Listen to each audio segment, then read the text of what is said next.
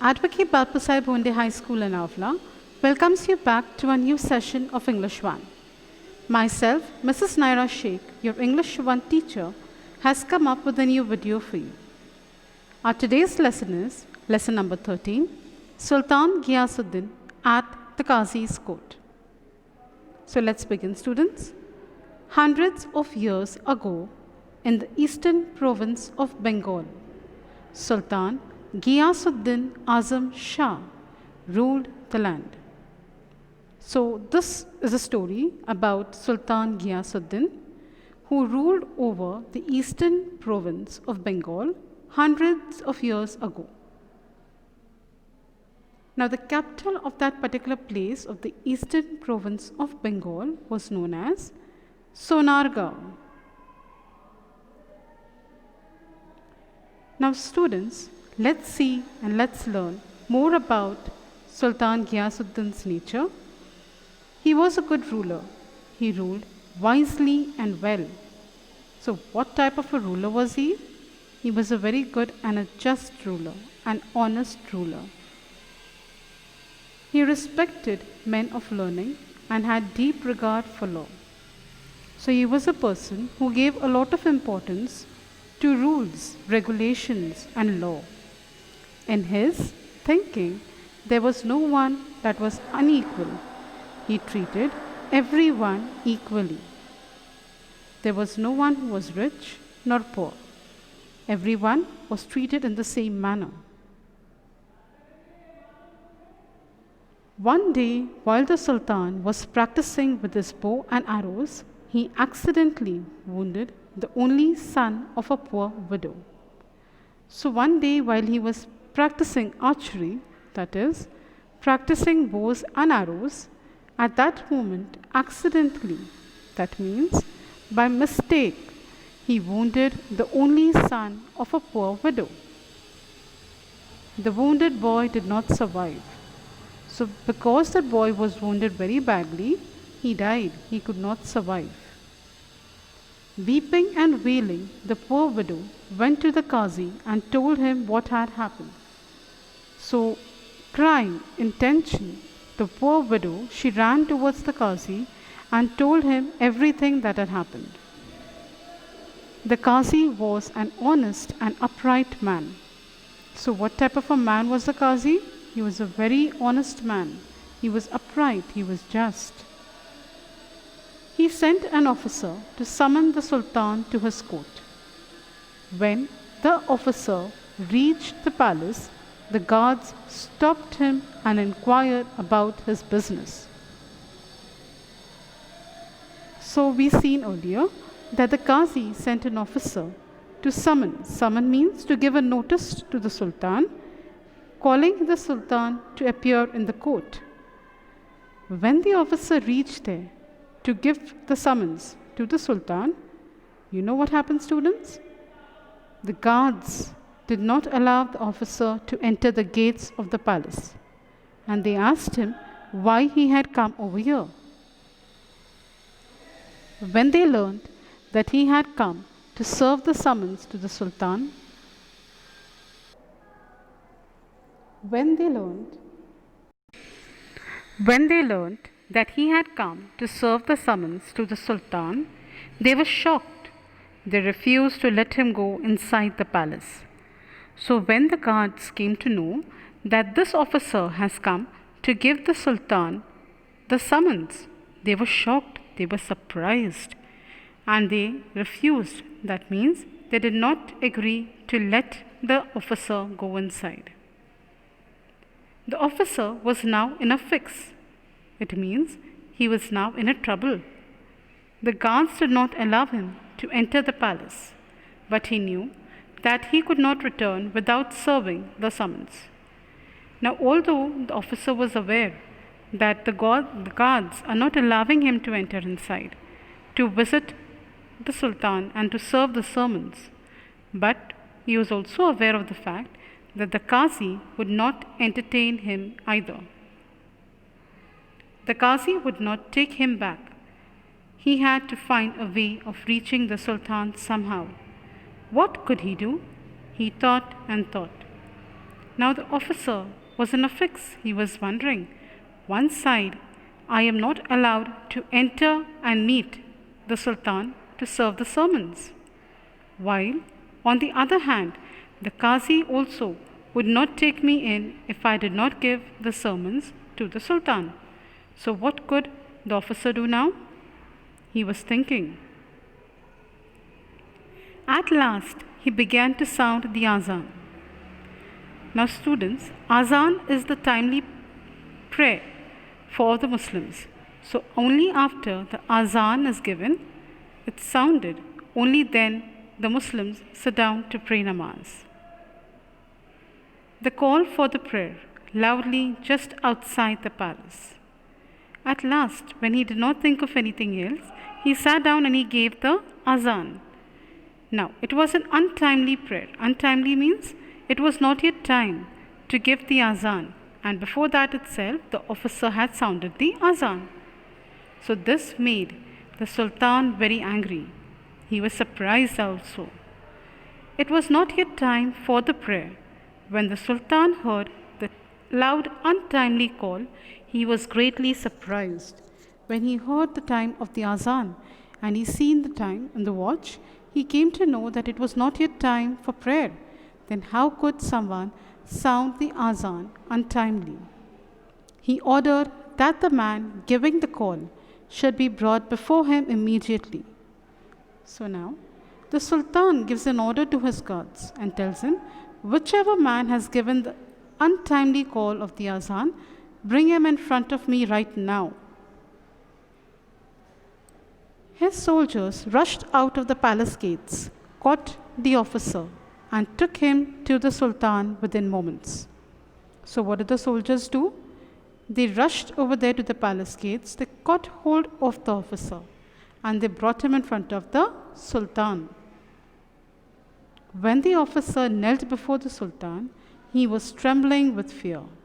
The moment he went in front of the Sultan, he was so scared of the Sultan that what will the Sultan do with me now? He mustered courage and explained why he had given the call for the azan. Somehow he mustered courage, that means he gathered courage, and he told in front of the Sultan as to why he had given the untimely call for the azan. Then, with shaking hands, he gave the summons to the Sultan. Sultan Ghiyasuddin took it without making any comment.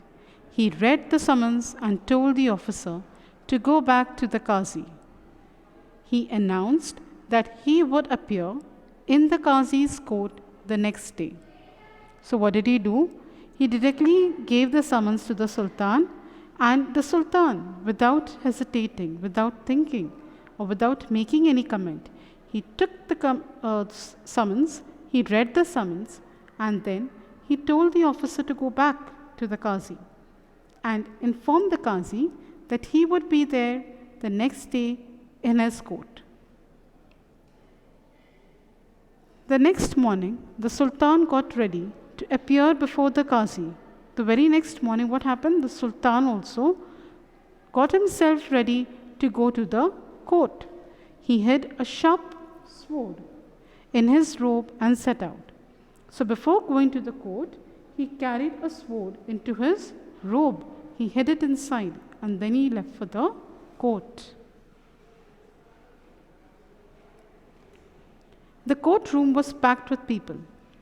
Everyone was eager to see what would happen. So the entire courtroom was filled with people, and everyone wanted to know what would happen next now. The Sultan, that means the king, has come in front of the Qazi. Now what decision will the Qazi make?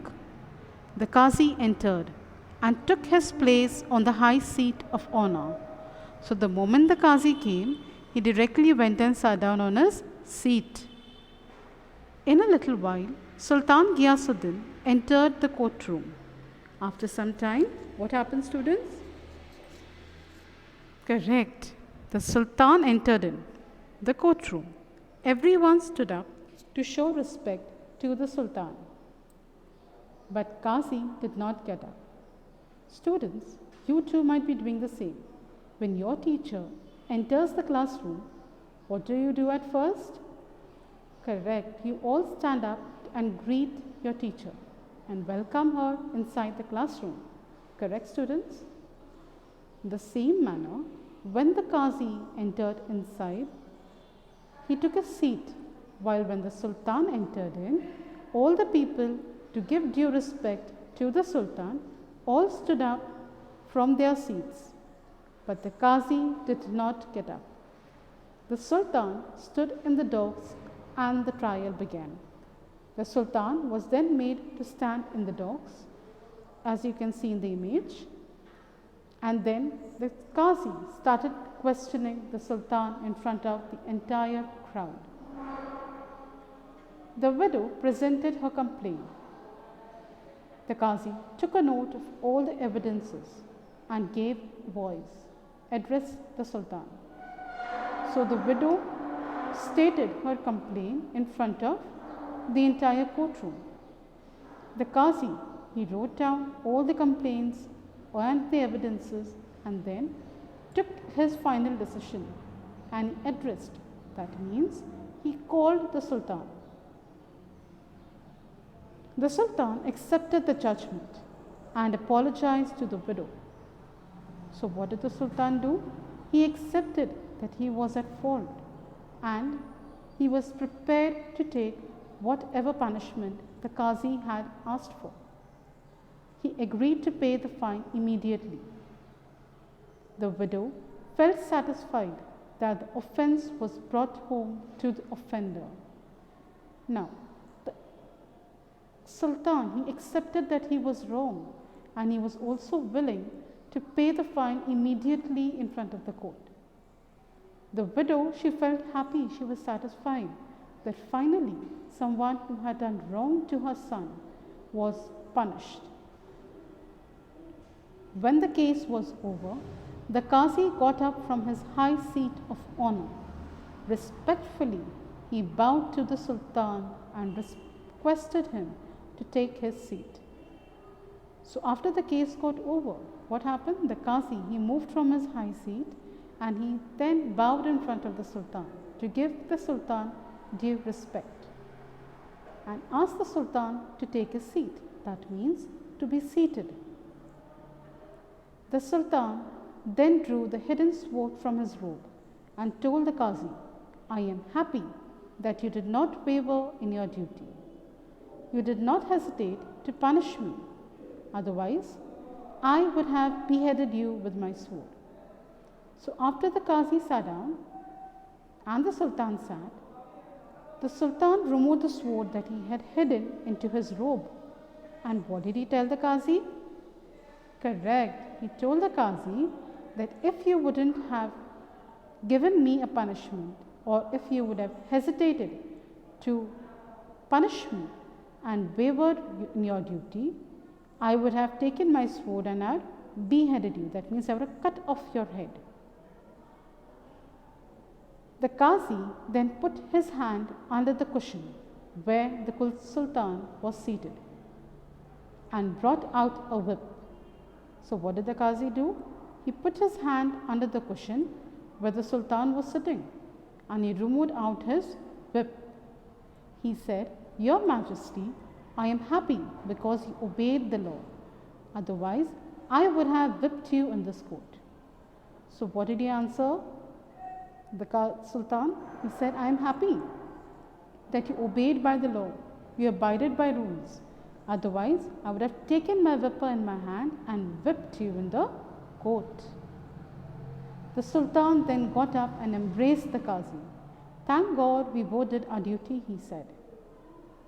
So looking at how just the Qazi was, the Sultan was very happy. He got up and he embraced him. That means he hugged the Qazi and he said, Thank God we both did our duty. Everyone present in the courtroom praised the two great men. So everyone who was present there in the courtroom, they praised both the Sultan as well as the Qazi. But why, students? Because they both did their duty.